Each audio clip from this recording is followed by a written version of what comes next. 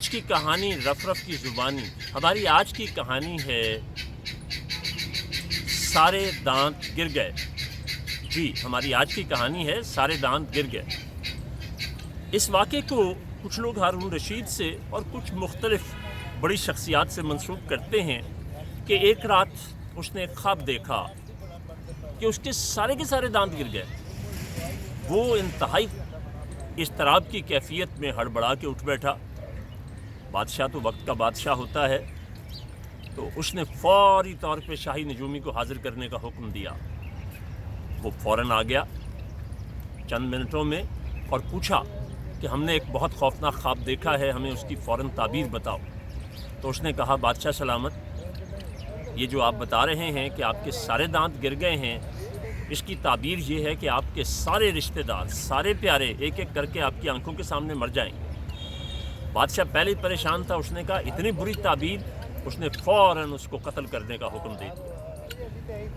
اس کے بعد اس نے ایک اور نائب کو بلایا جو شاہی نجومت میں اگلے درجے پر تھا. اسے پوچھا تم اس کی تعبیر بتاؤ.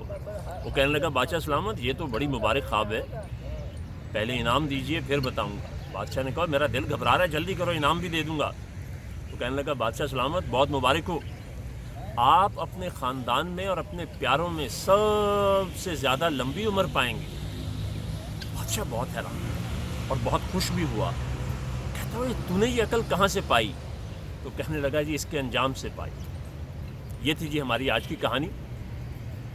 اب ذرا اس کو دیکھیے کہ ہم لوگ زندگی میں جیسے جیسے میچور ہوتے ہیں، بچپن کا حصہ نکال دیجئے، تو زندگی میں کتنی دفعہ بغیر سوچے سمجھے بات کر دیتے ہیں جس کا نتیجہ ہمیں کیا بھگتنا پڑتا ہے. الفاظ کا انتخاب کیسے کرتے ہیں کہ وہ ہمیں اپنی جان تک گنوانے کے درجے پہ لے جاتے ہیں. لفظوں کے انتخاب میں اور انداز خطاب میں انتہائی محتاط رویہ اختیار کیجیے، اس لیے کہ نرم لفظوں سے بھی لگ جاتی ہیں چوٹیں اکثر، اور پھر اس کی قیمت کتنی زیادہ ادا کرنا پڑتی ہے کہ گردن بھی اتروانی پڑ سکتی ہے. اس لیے جو بولیں جب بولیں سوچ سمجھ کر بولیے، کیونکہ جب بھی ہم سوچ سمجھ کر بولتے ہیں تو ہمیں اس پہ پچھتانا نہیں پڑتا، اور جب بھی ہم بغیر سوچے سمجھے بولتے ہیں اس پہ اکثر پچھتانا پڑتا ہے.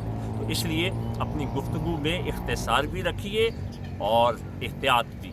بہت شکریہ.